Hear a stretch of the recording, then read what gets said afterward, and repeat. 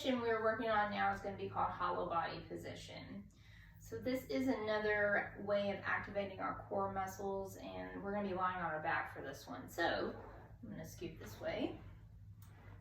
I'm going to lay my back on the floor, and I'm going to go ahead and draw in my navel and squeeze my pelvic floor, and that engages each of the abdominal groups. So with my navel drawn into my spine, next I'm going to lift each foot off of the floor and bend the knees to about 90 degrees, and also the hips are bent to about 90. Flexing the toes towards my face kind of keeps all the leg muscles activated. So the next thing I want to do is lift my head and shoulders up, and the first time I do this, I want to put my fingertips on the back of my legs.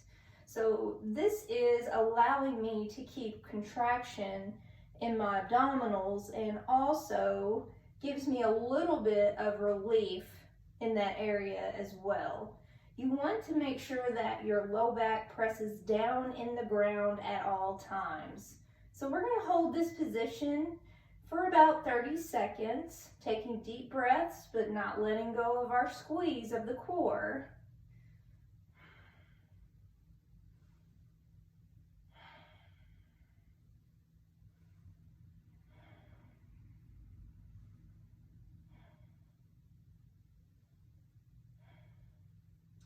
Once you're able to hold that for 30 seconds without relaxing, we can increase the time up to 35 to 40, 45, and so on, until you can hold that position perfectly for about 90 seconds.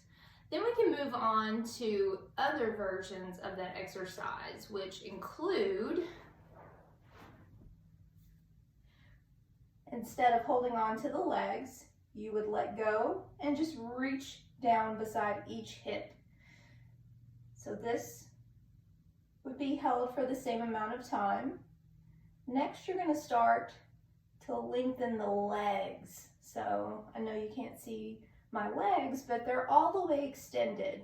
So if your low back is popping off the ground, you want to come back into a bent knee position, and then maybe start over and find that good spot where you can still maintain ground connection, but your legs are starting to lengthen.